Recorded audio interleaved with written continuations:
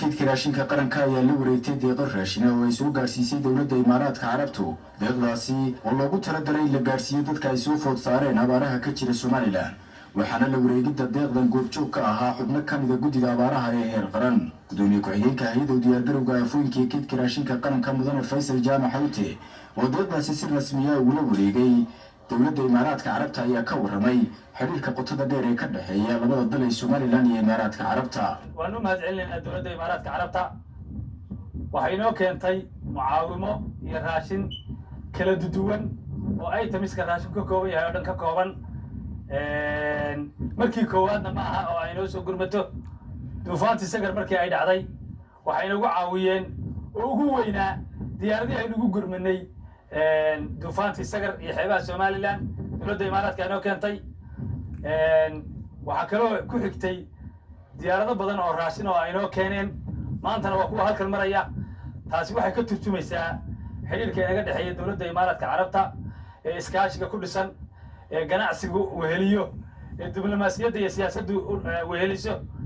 mar koowaad iyo mar labaad waxaynu mahadcelinaynaa dowladda Imaaraadka Carabta. agaasimaha waaxda gargaarka iyo gurmadka ee hay'adda diyaargarowga afooyinka ee kaydka raashinka qaranka mudane Mustafa Cabdullaahi Xaashi iyo Siciid Cabdi Gaboobe oo ka mid ah mas'uuliyiinta hay'adda diyaargarowga afooyinka ee kaydka raashinka qaranka ayaa iyaguna dhankooda ka hadlay deeqdan ay soo gaarsiiyeen dowladda Imaaraadka Carabtu. waan soo dhaweynaynaa runtii مساعدات الامارات في الوقت القائد الفد كما ترون تعتبر دولة الامارات العربية المتحدة اول دولة عربية واسلامية ترسل وفي العالم ترسل اغاثة عاجلة. كما ترون اغاثة عاجلة مواد متنوعة وفيها مياه. maarayaha hay'adda duulista iyo madaarada jamhuuriyadda Soomaaliland mudane Cumar Sayid Maxamed ayaa isna dhankiisa ka hadlay deeqdan la soo gaarsiiyay dowladda Soomaaliland ay ugu deeqeen dowladaha Imaaraadka Carabtu.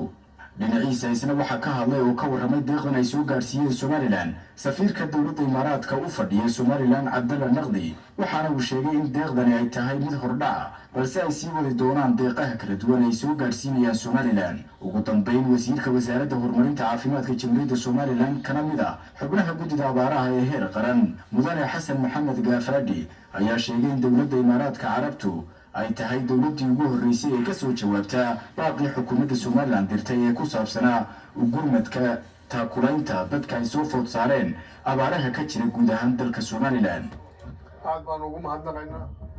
waxaan maanta anigoo ka wakiil ah guddidii abaaraha taakulaynta abaaraha aan kaga guddoomay Cabdalla ah wakiilka Imaaraadka isugu jira raashinka kala duwan ayaan kaga guddoomay. jazaakallaahu khayran. aad iyo aad baan idinku mahadnaqaynaa. waa kaa guddoonay. aad iyo aad baa u mahadsantihiin. xamse qurbaani warbaahinta qaranka Soomaaliland.